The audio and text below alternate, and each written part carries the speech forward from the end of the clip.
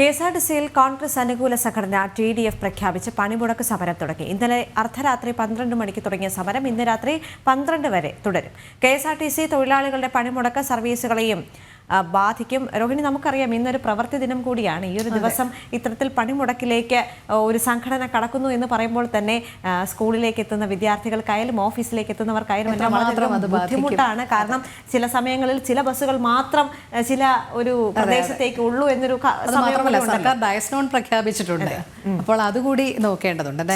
രശ്മി കാർത്തിക ചേരുന്നുണ്ട്. രശ്മി, ഇത് ജനങ്ങളെ വലച്ചു തുടങ്ങിയോ? കാരണം പണിമുടക്ക് ആരംഭിച്ചിട്ട് കുറച്ച് നേരം, അതായത് ജനജീവിതം സജീവമായി തുടങ്ങിയിട്ട് കുറച്ച് നേരമേ ആയിട്ടുള്ളൂ. പക്ഷേ അതിനകം തന്നെ ഈ പണിമുടക്ക് ജനങ്ങളെ വലച്ചു തുടങ്ങിയിട്ടുണ്ടോ?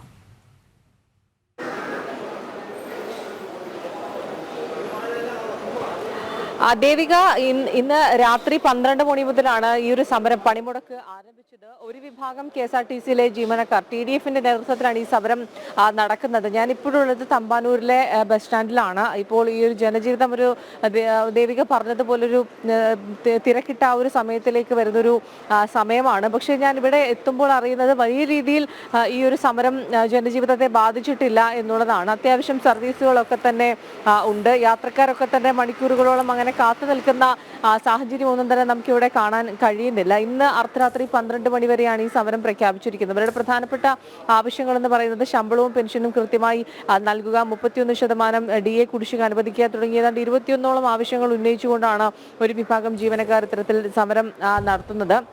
അതോടൊപ്പം തന്നെ ഇതിനെ നേരിടാൻ സർക്കാർ ഡയസ്നോൺ അടക്കം പ്രഖ്യാപിച്ചിട്ടുണ്ട്. ഏതെങ്കിലും തരത്തിൽ യാത്രക്കാർ ബുദ്ധിമുട്ട് അനുഭവിക്കുന്ന സാഹചര്യമൊക്കെ എന്തെങ്കിലും തരത്തിൽ ഉണ്ടാവുകയാണെങ്കിൽ അതിന് പകരം താൽക്കാലിക ജീവനക്കാരെ നിയമിക്കാനുള്ള സംവിധാനങ്ങളൊക്കെ തന്നെ ഒരുക്കിയിട്ടുണ്ട്. ഏതായാലും തിരുവനന്തപുരത്ത് വലിയ രീതിയിൽ സമരം ബാധിച്ചിട്ടില്ല എന്നുള്ളതാണ് നമുക്ക് മനസ്സിലാക്കാൻ കഴിയുന്നത്.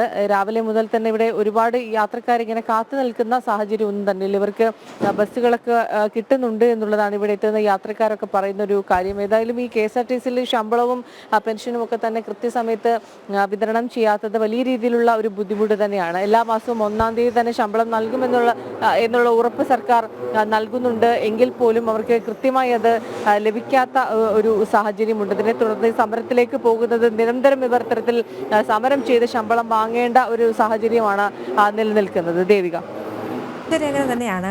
ജനജീവിതം വളരെ സജീവമായി തുടങ്ങിയിട്ട് കുറച്ച് മണിക്കൂറുകളെ ആയിട്ടുള്ളൂ. പക്ഷെ വരുന്ന മണിക്കൂറുകളിൽ അതെങ്ങനെയാണ് മുന്നോട്ട് പോകുന്നതെന്നും കൂടി നമുക്ക് നോക്കേണ്ടതുണ്ട്. രശ്മി കാർത്തികയാണ് വിവരങ്ങൾ നൽകിയത്.